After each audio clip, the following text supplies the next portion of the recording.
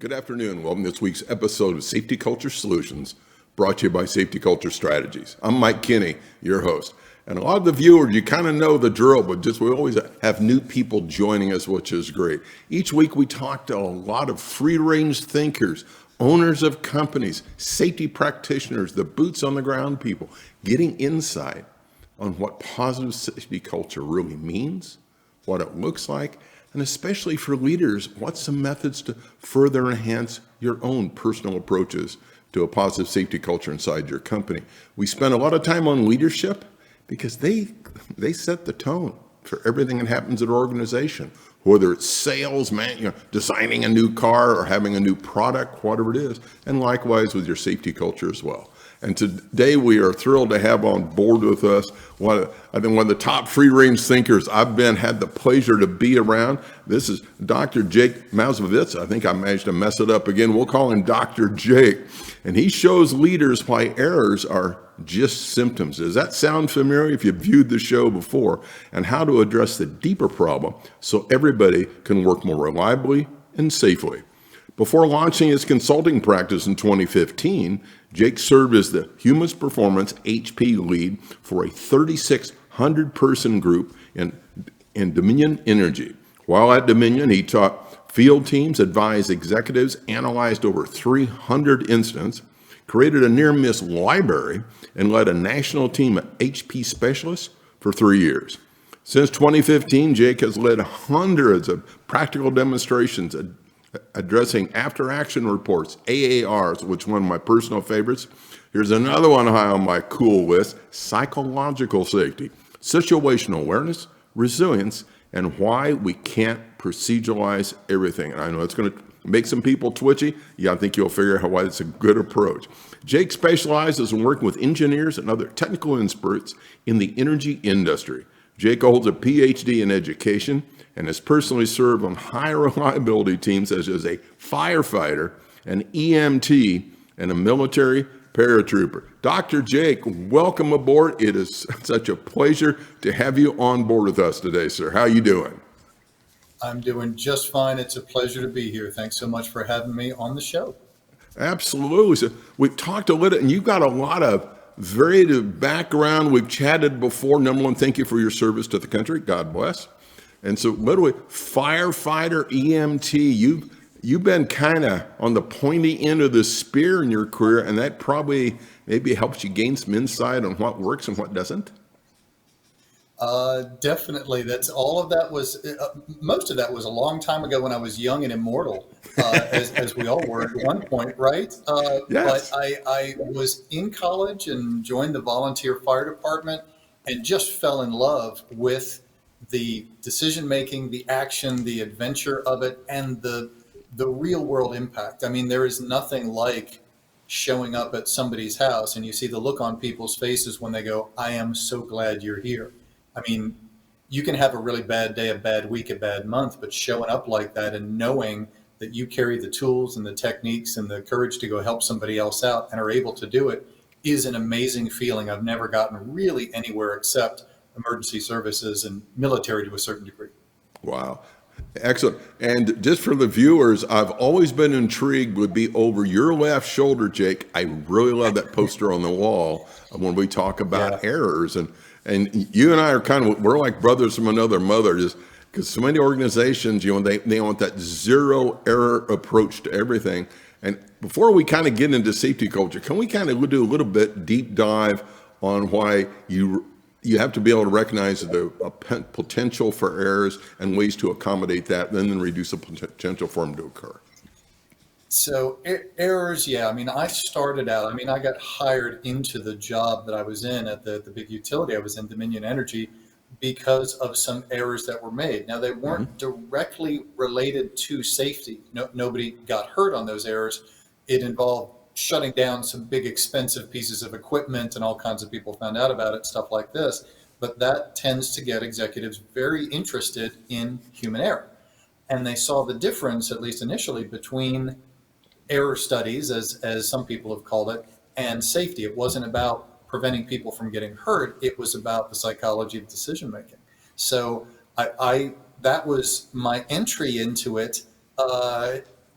trying to figure out why people make errors. And that opened up an entire new world. What I realized was the background that I had in education was a lot about helping people learn from their mistakes, helping people communicate better, helping people make better decisions. Turns out that human performance, human reliability, high reliability organizations are a lot about helping people learn from their mistakes, helping people make better decisions, helping people communicate better. And I went, I have tons of research on this, but the human performance or the human reliability side was the most practical way to apply those models, theories, concepts that I've ever seen. But so I have a really unique background between the PhD in education, which most people don't have, and the hands-on world as firefighter, EMT, paratrooper, which a lot of people don't have. So that's kind of a weird background that lets me look at things in a different way, man. And I've always been a fan of HPI, Human Performance Initiative. And I see a lot of the strength came out of INPO and IAEA, like the Worldwide Commercial Nuke, and then the United States version being INPO. And I've always kind of wondered, Dr. Jake, if in some cases, companies, when they realize it's got this commercial nuke badge, if you will, they get hesitant because they think it's going to be too much for them, or it's going to be too broad, it's going to be too heavy a lift. And what I found, candidly, is about the exact opposite. It's just good business practice, and you have a little bit of rigor around them. You've seen a lot, and your experience is amazing with the scientific labs and the nuclear industry. It's really impressive. You have seen a ton and experienced a ton. When I first got hired into the role that I was in at the big utility, the previous person who had started doing human performance was an ex-nuclear person, and he directly took the nuclear curriculum that they taught and transplanted it for electric utility linemen, switchmen, groundmen, switch operators, engineers, stuff like that. And it went over like a lead balloon. Right. Yeah. What I realized very quickly in seeing the faces of people as he was presenting was what works in one industry does not necessarily translate at all to different industries. Correct. Nuclear is very special in that it's a very controlled environment. Mm-hmm. If anything goes wrong, really goes wrong, you hit the big red button on the wall, you could stop it safely. Yes. Almost no other industry works with that. So almost every other industry is doing the equivalent of trying to change a tire on the car while the car is moving. Completely different way of looking at things. Different way. Rather than... That's it, right? So I had to completely rethink human performance for linemen and field folks, and that's kind of what I did. But I still draw on some of the concepts from nuclear, which are wonderful. Yeah, absolutely. That's what I told people. If you take the nuclear connotation, the conduct, the ops, and philosophy, if you get those away, maybe hopefully mentally remove some of that baggage, you can find some attributes that can really resonate with an organization for human performance, or HPI, for Human Performance Initiative, to kind of jump into the deep end of the pool for safety culture. So when you're with one of your clients and you're walking some facilities, et cetera, what's some attributes that if you observe, say, they're definitely on the right path to either having or ensuring a positive safety culture? So I'm going to answer your question by giving you the opposite. One of the best things I've ever heard on culture, and culture by itself is a difficult concept. I mean, what is culture? I have the academic side, so we can go to town and talk about the academics of culture, but I'd rather kind of focus on the practical side. And the best practical answer I've ever gotten is culture is the way we do things around here. Mm-hmm. It's not policy, it's not procedure. Culture is the way we do things around here. And I think that same person or somebody very close to him wound up saying, culture eats policy for lunch. When there's a difference, a fight, a disagreement between the official procedure and policy and how things get done, guess which one wins 99% of the time? Yeah, the culture. Culture. So I try to keep that in mind. It's culture's not written. You got to see it in action. Yes. A long time ago, a guy named Chris Ardress, a lot of times thought of as the father of organizational behavior. He came up with models like the single loop learning and double loop learning, the ladder of inference, which I still use today. Brilliant. It's just timeless principles on communication, decision making, but most people don't know about it today. Right. he wrote something which almost nobody's heard about before. And it was 17 words that stuck in my mind.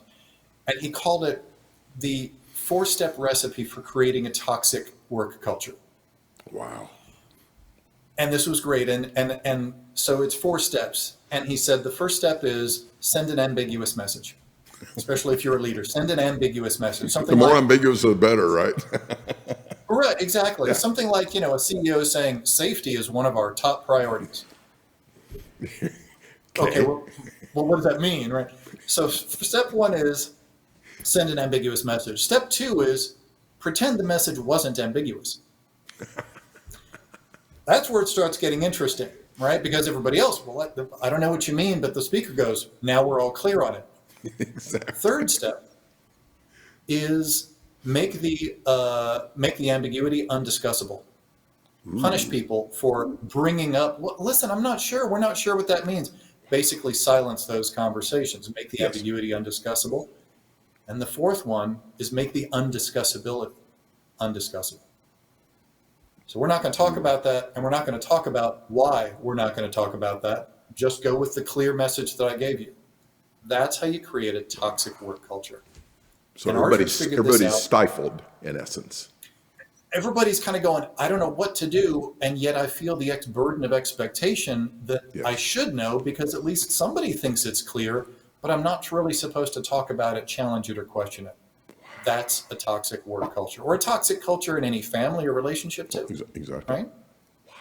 Right? So, I mean, that's the litmus test that I look for. Can people openly question? Can people openly challenge with respect and good faith? Of course. Basically, psychological safety. The opposite of Arduous's 4-step thing is building a culture of psychological safety, where if you're acting with good intentions, you can be free to say and challenge anything and admit an error, and you're not going to get formally punished or informally shamed. So those are some of the things that I look for, the openness and trust of communication, especially for controversial things. Does that answer your question at all? I'm not sure if I answered it. Absolutely. That's a great way to do it. Dr. Jake, when we act before, we had so much fun, like an hour and a half went by. So, that is a great way to look at it, because nobody intentionally would want to ever have that situation in their company. Having said that, some leaders who aren't maybe as skilled as they could be with communication, or maybe they feel kind of uncomfortable being out on the shop floor, this could be an undesired result, and they don't even realize it to begin with. Yeah, exactly. So as when we're talking about leaders and all the arrows they have in their quiver, they go to work each day. So what's one critical skill you think they need to really focus on pretty much daily to help them ensure they're aiming this positive safety culture in the right direction? That's a tough question. That's a really good question. In a lot of the things that I teach, in almost every workshop I teach, I bring up a phrase, a 3-word phrase, and I say, improving safety and human reliability, there's no one secret to it, right? If there were, you would have found out about it now. It's like, take this pill, everything will be fine. No. A mentor of mine many years ago gave me this phrase, and it stuck with me for 20 years. He called it a consolidation of subtleties. Ooh. Doing several things, each one of which are relatively small, inexpensive, low risk, not a big deal. But when you put them together, they have an effect that is exponentially bigger or dramatically bigger than the sum total of their parts. That's kind of what I try to teach and practice, and teach my kids, by the way, too, is the solution to most of the toughest problems we face as families, as companies, even as a society and as a nation. There is no one secret ingredient that's going to solve it. It's a consolidation of subtleties. You want to lose weight. So you say, well, you know what, I'm going to join a gym. Is that by itself going to do it? Just joining a gym? Nope. Doubtful. How about if you just go and work out? If you know what, I'm going to work out twice a week. Mm-hmm. Well, not if you go home and eat Doritos and pizza all the time, right? Exactly. What do you need to do to lose weight or to be healthier? It's a consolidation of subtleties. Sure, join a gym, get a good one. I actually like the wisdom of somebody that said, when you're joining a gym, don't join the best gym you can afford. Join the gym that's closest to your house. Ooh, there you go. So You now get you're it? more inclined to go, right?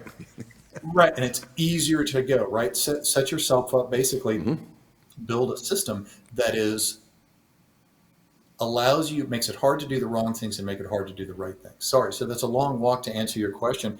And that's When great. building a safety culture, what leaders should do to build a safety culture is a consolidation of subtleties. It's not one thing. Perfect. One of the biggest things that I think they should do, and I've seen many of the best leaders do, it's not something they do, it's something they have, which is direct, hands-on, front-line experience doing Perfect. whatever it is that the people they manage do. Switch operators, system operators, the air traffic controllers of the electric industry, the best ones, hands down, have not just kind of grown up managing spreadsheet. And they have been out in the field, Yep. 2 o'clock in the morning, looking with a flashlight going, how do we do that? They get it. They That's get one it. of the best things that leaders do. Excellent. So kind of having a little bit of time at the task level. We're going to take a short break. We're going to be right back. And Dr. Jake's going to share with us a couple of stories of insight where he's seen companies doing really well and companies maybe not so much. Stand by. We'll be right back.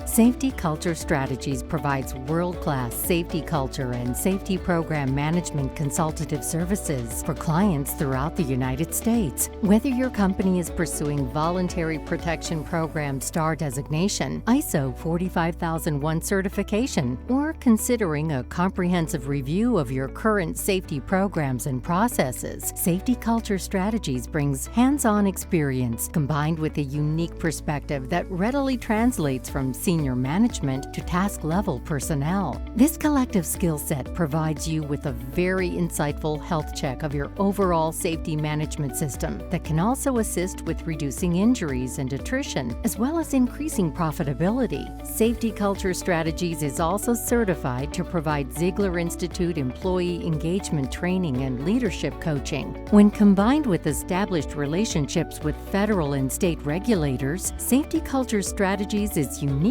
positioned to assist the safety culture efforts of any company. For additional information, visit www.scstrat.com or call us at 702-780-1410. After all, every company has a safety culture, but is it the culture you want? Welcome back. We have Dr. Jake with us today, and this has been such a fun time, and we're scratching the surface. I think the general consensus, sir, we're going to have to bring you back. Before break, we're talking about the importance of leaders kind of understanding the work. I've seen a lot of these larger companies, when you come in as when the C-suite or maybe as a new director of safety, you actually work on the shop floor for maybe 2 to 4 weeks to truly understand how those tasks are being done. Shifting gears a little bit. Is it, well, number one, I think we talked earlier, you might have 1 or 2 stories you could share with us where you've seen some exceptional practices and maybe some of the companies that after they listened to you, they got recalibrated? There's a couple of good stories that come to mind, and thank you for asking. I worked with a group of relay technicians, and these are the guys and the women who work in substations every day. And if you know substations at all, great. I mean, it's translates high voltage to low voltage to go to your house. But inside the substations are these hair trigger relays that have to be configured and updated all the time. And so that if there's a lightning strike, right, these relays take over in a split second. And the result is your electricity never wavers, right? Even if a substation blows up. And so the people that work on these things, they jokingly say they work on the bomb because they're hair trigger relays. They go in the morning, they take the bomb apart. They work on the bomb all day. End of the day, they put the bomb back together. Right? So I worked with them and they were making some errors. And if they touch the wrong switch or open the wrong switch or test the wrong lead, they can shut down something even as large as an entire nuclear power plant. And that has happened before. And so I worked with the supervisor, about 200 of these relay technicians. And again, it was a consolidation of subtleties, not any one particular thing. And I wound up giving the workshop that I give where I introduce people to the learning-based view of errors, system-based thinking, psychological safety after action reviews, and defensive designs and fail-safes. But I don't know relay technician stuff, but we talk together. And they came up with some ideas after taking my workshop because they got them talking, and they implemented a few decisions and different ways of doing things. They actually created a work zone protection kit. Simple, brightly colored flagging things, markers, clips that nobody had ever thought to use before, just to temporarily mark lines as a memory aid. And that dramatically helped reduce unintended errors. So they did that and a few other things over the space of about 2 years. A lot of micro experiments. Some things didn't work, others did. Right. And after about 2 years, 3 years or so, they realized that their errors had dropped by about 60%, 60%. So as a combination of the trainings and the workshops, but just getting people to come up with neat ideas based on the trainings, they dropped their errors by about 60%. Again, over 3 years. So it's not turning a switch. Okay. It's a journey. Yes, exactly. So that's one. And I think you've got one more in your pocket somewhere, maybe? Probably. Gosh, I don't know. Is there a particular one that we mentioned that we talked about? I'm not sure. Here's another one that was a big one. This was at kind of one of your stomping grounds, and mine, 2 scientific labs, government scientific labs. They're large, big bureaucracy, and they do crazy cool experiments, plasma physics, but a lot of danger, toxic or hazards, toxic chemicals, radiological sources. So it's a lot of procedures, things like that. When something went wrong at this place, they called it an investigation, but it was really like an inquisition. Very fear-based, blame-based, 30 people in a room saying, what did you do wrong? And they got to the point where people almost were like wanting to hire lawyers to protect themselves. That's how fearful it was. I worked with this group, with this lab, and tried to help change the culture to a more learning-based culture. Yeah. Less blame, basically don't fix the blame, fix the problem. And their lead investigator, and I'll call her Sandy, expert investigator, OSHA trained, career, doing this stuff for 20 years, and said, I've been looking for something like this all my life. We redid things based on after action reviews, completely non-punitive. They don't even call them investigations anymore, and they are event debriefs. Office guy. And now, after, again, about 3 years, takes time to build trust and site safety. Yes. The entire culture has changed, and people are no longer scared of when something goes wrong. And we know this because probably 5, 6, 7 times a year, leaders come to Sandy and her group and say, listen, we'd like to talk to you and tell you about this large-scale building decommissioning we did where there was plutonium and asbestos, complex stuff. Not everything went right, but there was no error. We just want to be able to share the lessons throughout so that everybody can benefit from the lessons. That would never have happened 3 years ago, but it happens today. Excellent. And for the C-suite people that are with us today, or you get a chance to view this later, one of the themes you're hearing a lot from Dr. Jake, it did not happen overnight. You've heard me talk before in previous shows. When I go to the national conferences and I go in the vendor rows and say hi to some of my buddies in the industry, if you will, just be cautious of a company that wants to sell you the latest CD, 2 books, their favorite checklist, and it's going to cure everything going wrong with your company overnight. That, candidly, I don't think that's ever going to happen. It hasn't happened in my experience, and it can unfortunately shift you from appreciating what really needs to occur. The analogy I've used before, Dr. Jake, this is not a toggle switch, it's a rheostat. And so you slowly, change that dial, and over a period of time, you start to see some change. I like that metaphor, and I've got one for you too. And I teach it almost every time I talk about trust or psychological safety. Yes. And I teach this to my kids and my clients and I try to remember it myself. And it's the idea that trust or psychological safety, in this case, I put them together. It's lost in buckets, but it's earned in droplets, right? Ooh. One drop at a time. That's how you build trust over time, because you never walk away from a meeting and say, you know what, we doubled the amount of trust we had. Nobody says that. It doesn't work. But can you walk away from a meeting saying we just destroyed all the trust we had? Yes. You can spill the bucket in an instant, but it takes you days, weeks, hours, usually years to drop, and build up that trust. And if you're not actively working to build up that trust using a technique like after action reviews, it's not going to be there when you spill the bucket. And everybody sooner or later is going to spill the bucket. And it's like saying, with the best intentions that can occur. And I'm a firm believer as well, sir, is when I can get a relationship with the craft in a given company, when they start trusting me and they're being open and candid, I figure, well, I'm kind of well on my way to be able to help, because craft pretty much tells you what they think. Yeah. It's unfiltered. Yeah. We used to call it in the military the ground truth, right? What actually happens on the ground? How do things actually get done? You're right. Yeah. Wow. So looking back over your career, I always like asking this question as well. Who do you reflect on as some of your mentors that really were so impactful and helping you breathe it up? Because the trajectory of your career is amazing. You're kind of the one of the go-to guys now on all this, AARs and psychological safety. So who kind of jumps to the forefront when you look rearward on your career?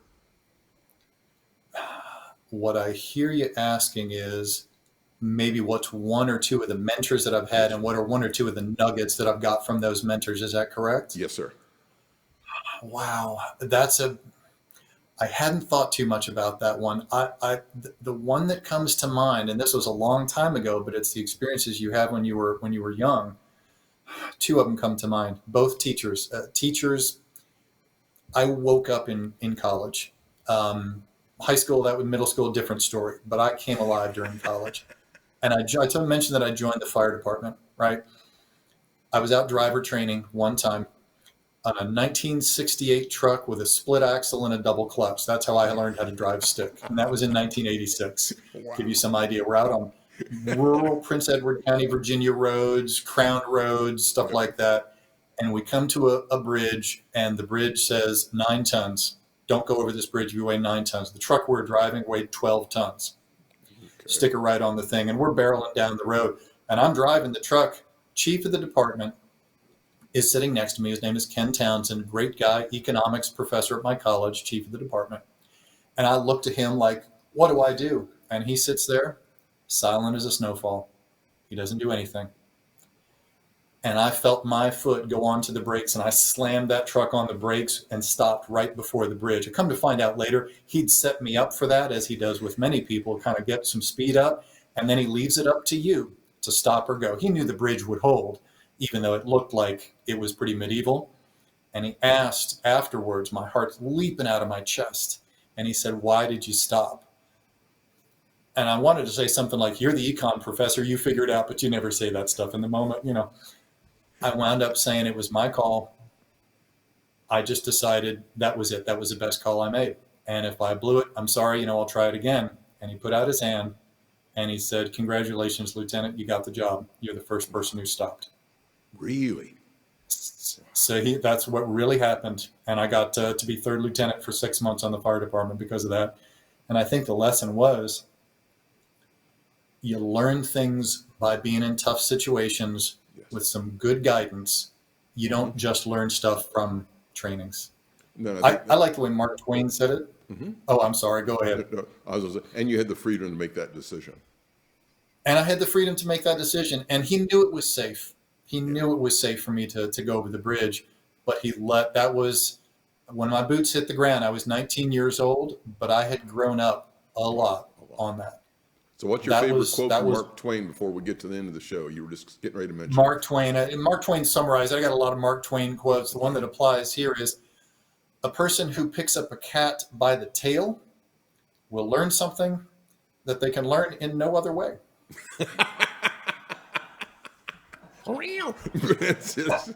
And there you go. And there you go. Okay, but before we get done, we're at the end of this half hour. I knew this was going to happen with cool guests like you. So you've had the pleasure to speak at a local university or a national conference. They're chanting your name. Everybody wants their autograph.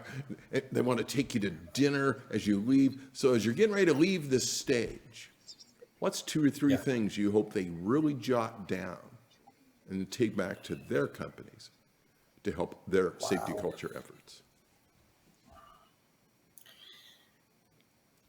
probably the biggest thing, if we're talking about errors, and that's kind of more my world, is treat errors as signals to adapt. Don't treat them as moral failures or defects. That's probably the biggest thing. And one of the other ones is probably